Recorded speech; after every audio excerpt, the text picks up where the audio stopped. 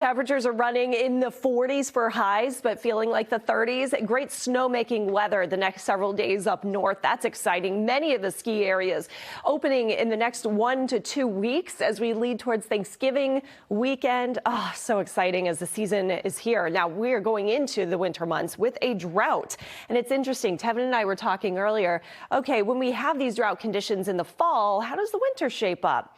Well, it coincidentally seems like less snow for the entire season. Just throwing that out there. We'll see if that happens. But nevertheless, that's something we always look at, how this could compare to what we expect for snowfall. So anyway, we do have drought conditions that have expanded. This is the latest map, and the monitor really expanding the severe drought conditions. It's doubled across Massachusetts in the last week, and now we have 68% of the state under severe drought conditions. Moderate drought for everywhere. The exception is abnormally dry conditions across the Cape and the islands. But here's why we've been so dry. We've only picked up 2.34 inches of rain since September 1st. So this season has been incredibly dry. No surprise, we rank second place for driest of all time on record. Fire weather danger continues to be elevated today. Low humidity, lack of beneficial rain, the main reasons why we have fire weather danger. And there's still some gusty winds out there too. Not quite as strong as yesterday, so no red flag warnings, but still gotta be cognizant of that as you head out and about. As we have that wind from the north, gusts up to 21. It's 42, feeling more like 35 degrees. Thank goodness we have some sunshine. I can deal with that. The car's going to be nice and warm. And then you get that little bit of solar heating in the house as well. It stays very comfortable without the heat turning on in the middle of the day, hopefully. 45 across Hyannis, 46 in Boston, and 45 for a high today. In Lawrence, overnight, back into the 20s, the heat kicks on and it doesn't stop as we get below freezing in more communities. The exception is going to be where you're closer to the ocean water and you stay in the 30s across the Cape and Islands, as that ocean temp is about 52 degrees now.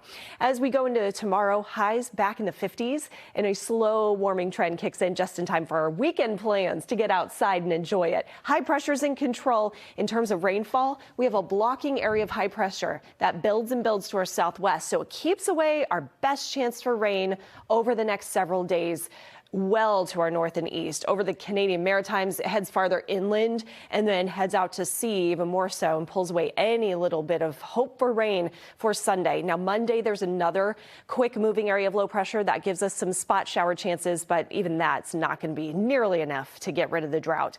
And our waves are turned up. You saw some pictures from earlier. We do expect more splash over and even some minor coastal flooding along all of our coastal communities here, low-lying typical areas, because we have these high astronomical tides due to that full moon tomorrow.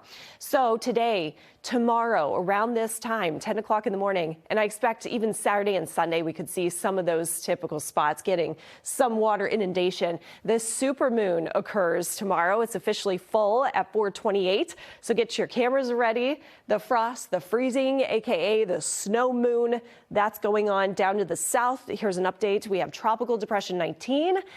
And we were hoping we could get some moisture from the system eventually next week. Now it's looking to stall.